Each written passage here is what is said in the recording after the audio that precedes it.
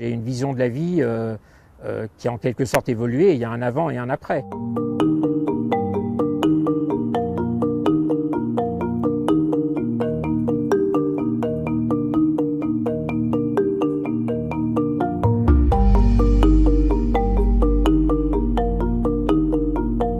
Je suis tombé malade début avril, au départ avec des petits symptômes, un peu comme une petite grippe. J'ai fait un test antigénique dans une pharmacie qui a été positif. Et donc je me suis mis à l'isolement. Pendant une semaine, j'ai continué à avoir des symptômes de grippe. Et au bout d'une semaine, en une matinée, mon cas s'est aggravé d'un seul coup.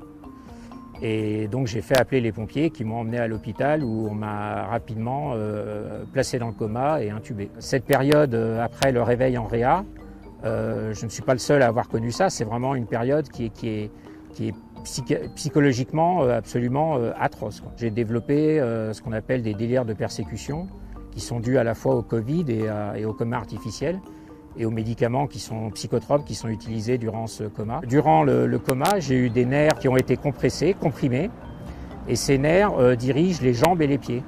Et donc j'ai une partie de l'influx nerveux qui n'arrive plus jusqu'en bas des jambes. Je donne toujours l'image du feu d'artifice de la Tour Eiffel. Imaginez que vous avez un feu d'artifice de la Tour Eiffel dans chacun de vos pieds. Ce sont des douleurs qui sont pas seulement insupportables, qui sont totalement inhumaines. Quand j'ai été transféré en infectiologie, j'ai eu la chance d'avoir un kiné qui est là tous les matins, qui s'occupe de tous les patients. Grâce à lui, j'ai réussi peu à peu à me lever, à recommencer à marcher, mais il a fallu plusieurs mois pour que j'y arrive. Je suis obligé de prendre un déambulateur parce que j'ai un équilibre qui est extrêmement mauvais.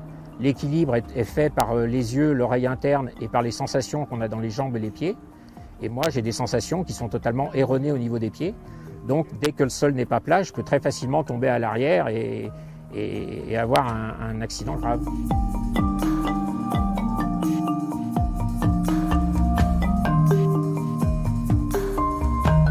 Je me considère presque quasiment comme chanceux en voyant que je n'ai pas tout un tas de problèmes organiques et une vision de la vie qui a en quelque sorte évolué. Il y a un avant et un après. Quand aujourd'hui je vois des gens en réanimation qui sont là parce qu'ils ne se sont pas fait vacciner, quand je vois des gens qui ont 20 ans, 30 ans, 40 ans, 50 ans et qui rigolent quand on leur parle du virus, qui rigolent quand on leur parle de vaccination, ça me fait monter les larmes aux yeux parce que j'imagine ce qu'ils vont vivre en réa. J'imagine que peut-être comme moi, ils vont vivre des souffrances qui sont inhumaines psychologiquement et physiquement et que peut-être ils seront, ce qui peut peut-être m'arriver, être handicapés ensuite à vie. Mais faites-vous vacciner parce que la réa, vous ne savez pas ce que c'est, vous n'avez pas envie de savoir ce que c'est.